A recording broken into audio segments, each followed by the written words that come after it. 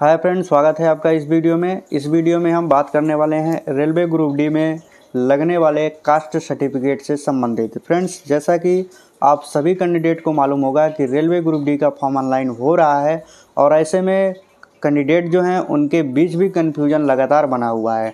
बहुत से कैंडिडेट हैं जिनको अलग अलग जो है कन्फ्यूजन बना हुआ है और हमारे वीडियो पे वो लोग कमेंट करते हैं कि इस चीज़ को कैसे सही किया जाए, इसका सल्यूशन क्या है। तो इस वीडियो में हम उसी से संबंधित सारे बातें करेंगे।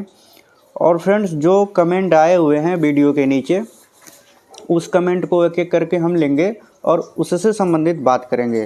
तो ऐसे में अभी जो कैंडिडेट हैं उनके मन में भी जो कन्फ्यूजन होगा, इससे इनका सल्यूशन मिल जाएगा। और लगभग इसी टाइप के जो कन्फ्यूजन होते हैं ना, वो अधिकतर कैंडिडेट के मन में होते हैं।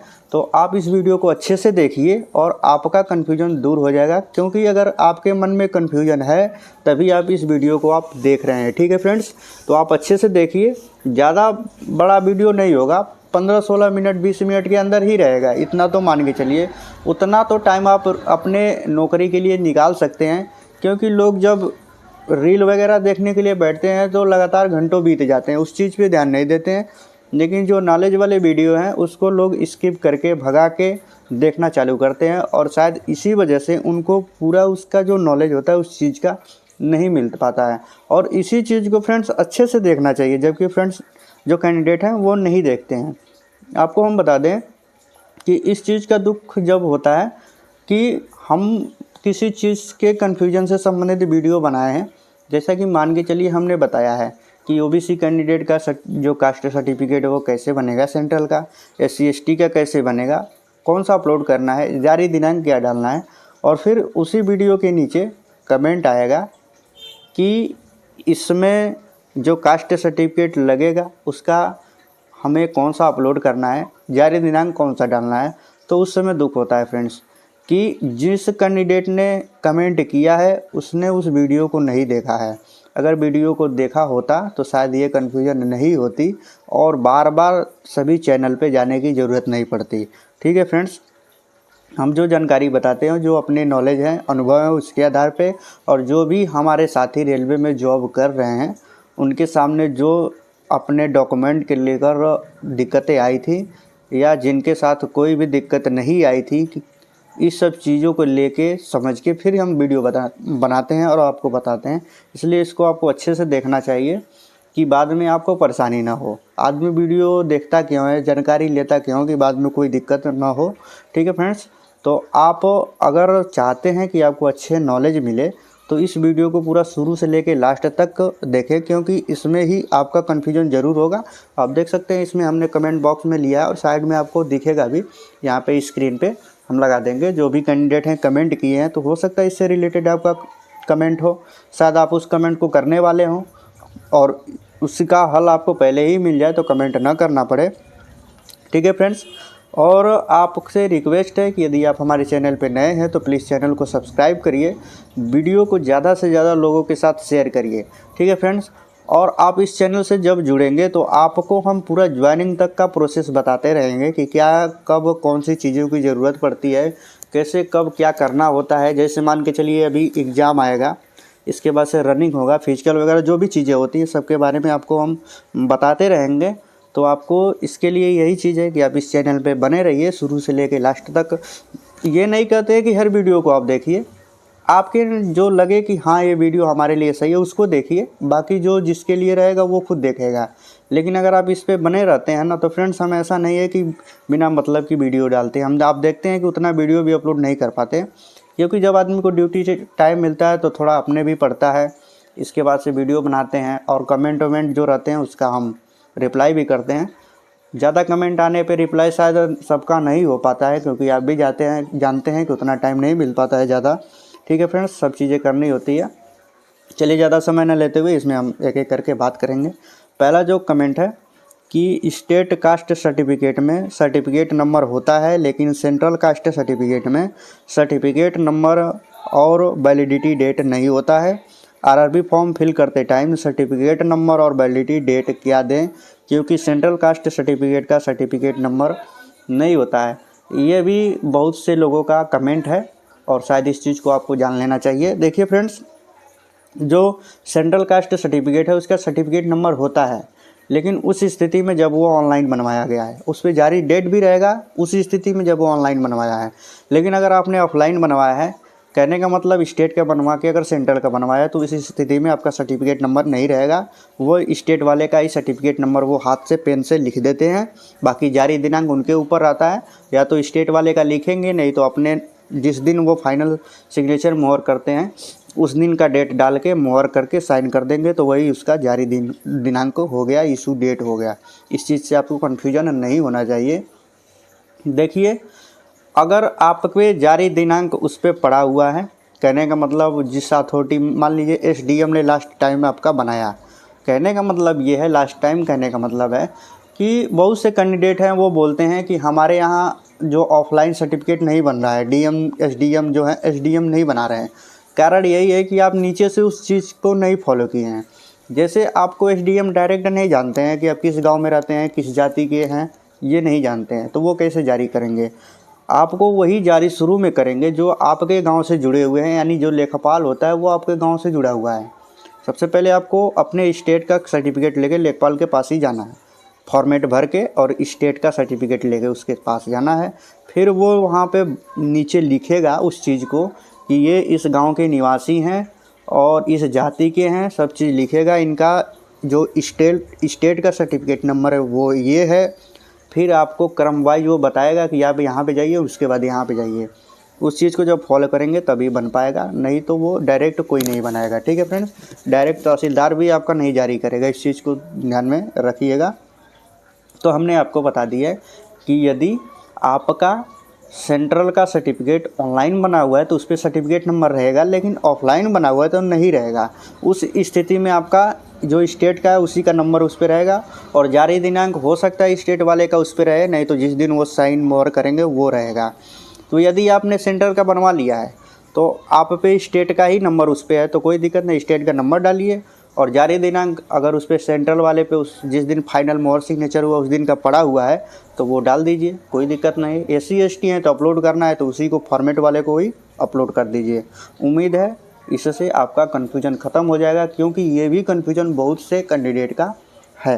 ठीक है, अगला देखेंगे। मेरे पास 2013 का कास्ट सर्टिफिकेट है स्टेट का, तो उससे फॉर्म भर सकते हैं।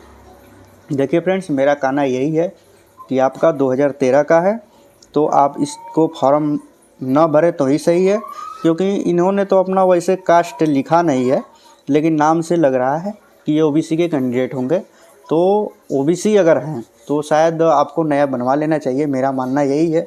बाकी आपको यूट्यूब पे बताने वाले बहुत मिलेंगे कि कोई बात नहीं है, भर दीजिए, नहीं दिक्कत होगा, लेकिन बाद में जब आप फंसेंगे तो कोई नहीं बताएगा कि आपने ऐसा क्यों किया और कैसे किया, कोई नहीं कहेगा। फिर आप फंसेंगे और आप ही फंसे रहेंगे। मेरा मानना ये है कि टाइम है, बनवा लीजिए। 2013 का है, पुराना हो गया है। अगर SC ST हैं तो ST में ऐसा देखा जाता है कि जल्दी नहीं बनता है, तो उस स्थिति में आपका स्टेट का है, अगर आप ST से हैं और स्टेट का बना हुआ है और फिर स्टेट का नया नहीं बन पा रहा है, तो इसी स्टेट वाले को लेके और रेलवे फॉर्मेट भर के सेंट्रल का बनवा लीजिए, फिर आपको दिक्कत नहीं होने वाला है। लेकिन OBC हैं तो बनवाना ज़रूरी है, और नहीं बन पा रहा है तो फिर उसी स्थिति में आप खुद उस चीज़ को समझेंगे। लेकिन मेरा मानना है कि आपको बनवा लेना चाहिए, 2013 लगभग ज़्यादा पुराना हो गया है। ठीक है फ्रेंड्स, अगला देखते हैं कि मेरा OBC सेंट्रल लेवल का बना है तो क्या मुझे OBC NCL फॉर्मेट में बनवाना पड़ेगा? महाराष्ट्र से ये हैं। ठीक है फ्रेंड्स, अगर आपने ऑनलाइन बनवा लिया है सेंट्रल का कास्ट सर्टिफिकेट OBC का, तो OBC जो फॉर्मेट है उसे नहीं बनवाने की ज़रूरत है, आप उसी से फॉर्म भरिए ऑनलाइन वाले से। बाकी जब आप DB में जाएंगे ना तो फॉर्मेट का बनवा लीजिएगा। लेकिन इस चीज़ को ध्यान में रखिएगा कि हमने अभी बताया आपको कि सेंट्रल का आपने बनवाया है, तो बहुत से हैं बोल रहे हैं कि आप स्टेट का ही बनवा के भर दीजिए, DB में फॉर्मेट वाला लगेगा। ऐसा नहीं है। हम फॉर्मेट बनवाने का कब कहते हैं? यदि आप ऑफलाइन बनवा रहे हैं तो फॉर्मेट पे डायरेक्ट बनवा लीजिए, लेकिन ऑनलाइन बन रहा है तो फॉर्मेट पे तो बनेगा नहीं, लेकिन ऑनलाइन सेंट्रल का है तो मान्य हो जाता है। ठीक है फ्रेंड्स, उम्मीद है इस चीज़ को अभी आप समझ गए होंगे। ठीक है फ्रेंड्स, अगला हम कमेंट लेते हैं कि UP वाला कास्ट सर्टिफिकेट बना है और सेंट्रल ऑफलाइन वाला भी बना है, दोनों में से कौन सा अपलोड करें? इनका कहने का मतलब है, इनका यूपी वाला जो है, यूपी करने का मतलब है कि स्टेट का बना हुआ है और उसी के आधार पे इन्होंने सेंट्रल का भी बनवाया है। तो अपलोड कौन सा करें, इस चीज़ में हम आपको बता दें कि जब आपने सेंट्रल का बनवा लिया है तो फिर आपको सेंट्रल का ही अपलोड करना चाहिए, यानी जो फॉर्मेट का बना हुआ है आप उसी को अपलोड करें। जिन भी कैंडिडेट का इस तरह का क्वेश्चन है वो पहले समझ ले कि यदि आपने स्टेट का बनवाया हुआ है, चाहे वो फॉर्मेट में हो, ऑनलाइन हो, ऑफलाइन कुछ भी हो, तो फिर आपको इस सेंट्रल का ही अपलोड करना चाहिए। और अगर आप ओबीसी हैं और आपने ऑनलाइन बनवाया है स्टेट सेंट्रल का, तो फिर आपका तो नंबर ही पड़ता है उसमें इशू डेट, तो आपको उसी का डालना चाहिए। बाकी जो SC ST कैंडिडेट हैं उनको नंबर वगैरह जो जारी डेट है वो डालना चाहिए। हमने वीडियो में बताया ही, आप इस चीज़ को अच्छे से देखेंगे और अपलोड आपको फॉर्मेट वाला ही करना है। उम्मीद है कि आपको ये चीज़ें भी समझ में आ गई होगी। ठीक है फ्रेंड्स, अगला देखते हैं कि फॉर्म फिल करते समय क्या कास्ट सर्टिफिकेट अपलोड किया जाता है। मेरा अभी तक बना नहीं है, मैंने अप्लाई किया है, तो क्या कर सकते हैं। ठीक है फ्रेंड्स, इनका यही कमेंट है। देखिए, अगर आपने ऑनलाइन कर दिया है फॉर्म को, यानी फिल कर दिया है, तो अगर आप कास्ट सर्टिफिकेट नहीं लगाते हैं तो आपका गलत हो जाएगा और रिजेक्ट भी हो जाएगा। गलत लगा हो वो बाद में मैटर आता है, लेकिन लगाए ही नहीं है ना तो वो पहले रिजेक्ट हो जाएगा। इस चीज़ को ध्यान रखिए। आपका कास्ट सर्टिफिकेट अगर गलत है और आपने उससे फॉर्म भरा है तो परीक्षा के साथ जो टाइम आता है ना वो फॉर्म रिजेक्ट नहीं होता है। लेकिन आपने मान लीजिए लगाया ही नहीं है तो फॉर्म तो 100% रिजेक्ट होना है। इस चीज़ को ध्यान में रखिए। उससे बचने का सिर्फ एक ही उपाय है, जब अभी करेक्शन के लिए विंडो ओपन होगा तो आप अपना बनवा के और करेक्शन कर दीजिएगा, यानी उसको भर दीजिएगा। अगर आप SC ST से हैं तो उसको अपलोड कर दीजिएगा, OBC से हैं तो फिर भरने का मौका आता है, भर दीजिएगा उसको। अगर कुछ नहीं करती हैं तो आपका फॉर्म रिजेक्ट हो जाएगा। और मान के चलिए आप रिजेक्ट से बच भी गई, तो अगर आपका एग्ज़ाम निकल गया, सब चीज़ हो गया, तो DB के टाइम आपको 100% बाहर कर दिया जाएगा। इस चीज़ को आप ध्यान रखिएगा और इस तरह की गलती जो भी कैंडिडेट करने के लिए सोच रहे हैं वो मत करिएगा। नहीं है, कुछ भी नहीं है तो भरिएगा ही मत, फिर फॉर्म को पैसा बर्बाद करने की क्या ज़रूरत है। अगर स्टेट का भी है तो भर देंगे तो एक चीज़ समझ में आता है, लेकिन आपने कुछ लगाया ही नहीं है, कुछ भरा ही नहीं है, तो फिर क्या भरने का मतलब है। इस चीज़ को आप ध्यान में रखेंगे। अगला है, हम OBC हैं, मेरा सेंट्रल सर्टिफिकेट कैसे बनेगा। OBC का सेंट्रल सर्टिफिकेट बनवाने के लिए हमने वीडियो अपलोड किया है। आप इस चैनल पे आ गए हैं तो इस चीज़ को अच्छे से देखिएगा कैसे बनवाना है। एक बार हम आपको फिर से बता देते हैं इसमें शॉर्ट में।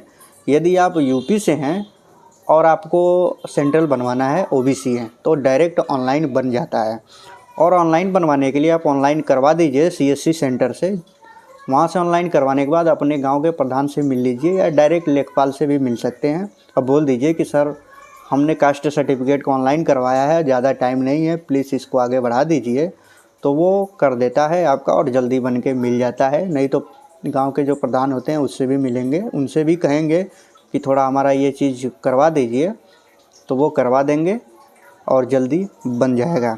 बिहार से हैं तो पहले स्टेट का बनवाइए, स्टेट का बनवाने के बाद स्टेट का ऑनलाइन बनेगा, फिर या तो फॉर्मेट पे आप ऑफलाइन सेंट्रल का बनवा सकते हैं, नहीं तो डायरेक्ट उसी स्टेट वाले से फिर से सेंट्रल का ऑनलाइन कर देंगे और वो भी बन जाएगा। लेकिन उसके लिए आपका स्टेट का होना ज़रूरी है, इस चीज़ को ध्यान में रखिएगा। अगला है कि मेरे पास 13/2/2024 का स्टेट कास्ट सर्टिफिकेट है और मैंने इसी से रेलवे 2024 का सभी फॉर्म को भर दिया है और उसी से सेंट्रल का कास्ट सर्टिफिकेट बनवाना चाहता हूँ और जारी डेट पुराने वाले का सेंट्रल के सर्टिफिकेट पर डलवाना चाहता हूँ। क्या ऐसा हो जाएगा? तो हो जाता है और ये कोई गलती भी नहीं है। ऐसा नहीं है कि ये बहुत बड़ी गलती है और नहीं होगा। आप जो फाइनल इशू अथॉरिटी है उससे मिलेंगे, जैसे SDM से करवा रहे हैं तो मिलेंगे, बोलेंगे कि सर मेरा जो जारी दिनांक है ये स्टेट वाले सर्टिफिकेट का ही इस पर डाल दीजिए, क्योंकि हमने फॉर्म अप्लाई करते समय इसका जारी दिनांक डाल दिया है और किसी स्थिति में नहीं भी पड़ता है ना तो आपका सर्टिफिकेट नंबर उस पर पड़ा रहेगा, जारी दिनांक भले वो कुछ डाल दें तब भी आपको दिक्कत नहीं होगा। DB में आप बोल देंगे कि सर जो जारी दिनांक है ना वो बाद का इस पर पड़ा हुआ है। उस टाइम मेरा बन नहीं पाया था, लेकिन अब बन गया है। लेकिन सर्टिफिकेट नंबर उस पर सेम होना चाहिए, इस चीज़ को आप ध्यान रखेंगे। अगर आप बोल देंगे तो वो लोग जारी दिनांक आपका स्टेट का ही डाल देंगे। जो भी कैंडिडेट ऐसे हैं जिनकी समस्या है उस चीज़ को आप ध्यान रखिएगा। अगला है कि मेरा 23/12/23 का सेंट्रल कास्ट सर्टिफिकेट है, चलेगा? तो 2023 का है कास्ट सर्टिफिकेट, तो 100% चलेगा। इस चीज़ की कन्फ्यूजन में न रहे। ओबीसी हैं तो 3 साल तक मान्य रहता है, और SC ST का तो वैसे लाइफ टाइम माना जाता है, लेकिन फिर भी ज़्यादा 4-5 साल पुराना है ना, तो आपको बनवा लेना चाहिए। ठीक है फ्रेंड्स, मेरा मानना यही है। अगला है तहसीलदार का मान्य होता है। ओबीसी का 2 बार बनवाया, तहसीलदार ही जारी करता है। जारी करने के लिए देखिए सेंट्रल का अगर बनवा रहे हैं, चाहे कुछ भी ऑनलाइन बनवा रहे हैं ना, तो जारी वही तहसीलदार ही करता है। लेकिन फॉर्मेट पे बनाते हैं ना, तो कोई भी कर सकता है फाइनल इशू अथॉरिटी में। लेकिन ये 100% सही है कि तहसीलदार के बनाया हुआ गलत नहीं है। ठीक है ना फ्रेंड्स, अगर आपका तहसीलदार से बना है, चाहे ऑनलाइन बना है, ऑफलाइन बना है, कुछ भी बना है, कोई इसको गलत नहीं कर सकता है। तहसीलदार के नीचे की जो अथॉरिटी है ना, उससे बना नहीं होना चाहिए। यानी तहसीलदार के नीचे वाले रैंक के अधिकारी से नहीं बना होना चाहिए। तहसीलदार का 100% मान्य है। हमने भी तहसीलदार से ही बनवा के लगाया था। ठीक है, इस चीज़ को आप ध्यान में रखेंगे। जो भी हैं लोग फॉर्मेट पे बनवाना चाहते हैं तो तहसीलदार से आप बनवा सकते हैं। अगला देखते हैं कि मैंने OBC NCL 2019 में ग्रुप डी फॉर्म भर दिया है, यानी NCL 2019 से ग्रुप डी का फॉर्म भर दिया है। DB में नया बना के सबमिट कर देंगे, एनी प्रॉब्लम। देखिए इन्होंने OBC NCL 2019 से फॉर्म भरा हुआ है, तो हम तो यही कहेंगे कि आप एक बार फिर से उसको बनवा लीजिए तो सही रहेगा। क्योंकि 2019 ज़्यादा दिन बीते हुए हो गया, कई साल हो गए, 3 साल से ऊपर हो गया है आपका। आप देख सकते हैं इस चीज़ को। तो अगर बनवा लेंगे तो बाद में आपको कोई समस्या नहीं होती है। ठीक है फ्रेंड्स, हम जब भी बताते हैं आपको सही जानकारी देते हैं। अब आप उस चीज़ में सोचेंगे कि नहीं ये गलत है, ये ज़बरदस्ती है, ये हो, तो वो तो फिर आपके ऊपर है, आप समझिए। मेरे जो कहने का मतलब वही है कि आप इसको बनवा के और करेक्शन कर देंगे तो सही रहेगा। बाद में आपको कोई दिक्कत नहीं रहेगा। नहीं तो आप यूट्यूब पे कई जगह जाएंगे, कई तरह के वीडियो मिलेंगे जिसमें कुछ लोग बोलेंगे कि नहीं बनवाना है, वही चल जाएगा। कुछ लोग बोलेंगे कि बनवा लो। वैसे हर तरह की जानकारी यूट्यूब पे पड़ी हुई है। अब आपको सोचना है कि करना क्या है। हमने तो जो था वो बताया आपको। ठीक है फ्रेंड्स, इसी तरह के जो भी लोग होंगे वो इस चीज़ को समझ सकते हैं, केवल एक आदमी के लिए नहीं है। अगला है मेरा OBC सर्टिफिकेट जो है सेंट्रल का है, लेकिन फरवरी 2023 का है। क्या नया बनवाए या चल जाएगा? हमने NTPC में यही लगाया है, ग्रुप डी में बताओ नया लगाए या वही। देखिए आपका सेंट्रल का है और 23 का बना हुआ है, तो 100% चलेगा। आपको नया बनाने की कोई ज़रूरत नहीं है। आप ग्रुप डी का फॉर्म भी इसी से भरिए। ठीक है फ्रेंड्स, जिन भी कैंडिडेट का इस समय का बना हुआ होगा वो सोच सकते हैं। हमने बताया अभी 3 साल तक मान्य रहता, तो आप 3 साल तक देख सकते हैं। ठीक है, इस वाले वीडियो में तो इतना ही कमेंट लिए हैं, क्योंकि सभी कमेंट को लेके वीडियो में बताना संभव नहीं है। हम जब कमेंट आता है तो उसमें लगभग उनका जो उत्तर होता है, जो चीज़ें होती हैं, हम बता देते हैं। उसमें कुछ लोग बच जाते हैं, क्योंकि सभी को बताना संभव नहीं है। फ्रेंड्स, आप भी जानते हैं कि केवल इसके लिए ही टाइम नहीं रहता है। आपको मालूम होगा कि जब आदमी जॉब करता है तो उसके बाद भी बहुत सारे काम होते हैं। फिर उसके बाद से टाइम निकालना और वीडियो बनाना, फिर अपने टाइम निकाल के पढ़ना, ये सब भी चीज़ें होती हैं। तो जब टाइम मिलता है तो देखते हैं, तो उसमें से कमेंट कर देते हैं। मान लीजिए जो कमेंट आया था उसका उत्तर देते हैं। और कुछ चीज़ें जो हम देख रहे हैं कि बहुत ज़रूरी है, उसको इस वीडियो में लिए हैं और बताए हैं, क्योंकि ये सेम कमेंट बहुत से कैंडिडेट का है। तो इस वीडियो में इतना ही, मिलते हैं अगले वीडियो में। तब तक के लिए धन्यवाद।